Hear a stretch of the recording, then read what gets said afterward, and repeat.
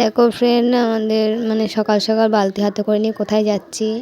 এখন যাচ্ছি আমি মাঠে। মাঠে আমাদের পটল গাছ পোঁতা হচ্ছে, আর এগুলো মদ্দা পটলের লত, মানে পটল গাছের লত। আর বালতি নিয়ে যাচ্ছি কারণ পটলের চারা পোঁতা হয়ে গেলে সেগুলোতে জল দেবে বলে আমাকে বালতি নিয়ে আসতে বলেছে। এই দেখো আমি মাঠে চলে এসেছি, আর এই দেখো ওরাও সবাই পটলের চারা পুঁতছে।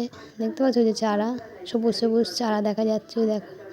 আর আমার শ্বশুর, হাজবেন্ড, দেওর আর দুটো জন আছে, তাদের দিয়ে পটল গাছ পুঁতছে। অনেক সকাল থেকেই পুঁতছে তারা, বুঝতে পারছো? এই যে আমি দিয়ে চলে যাবো। দেখো পটলের চারা কি সুন্দর লাগছে দেখতে, দেখো। কিছুটা দূর দূর, এক হাত হাত দূরে দূরে পুঁতছে, আর অনেকগুলো চারা গাছ পুঁতবে।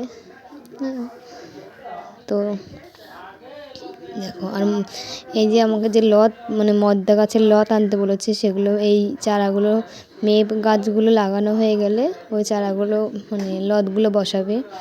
ওই লত থেকেও এরকম কিছুদিন পরে এরকম চারা বেরোবে। দেখো, দেখো চারা, এই যে এরকম চারা।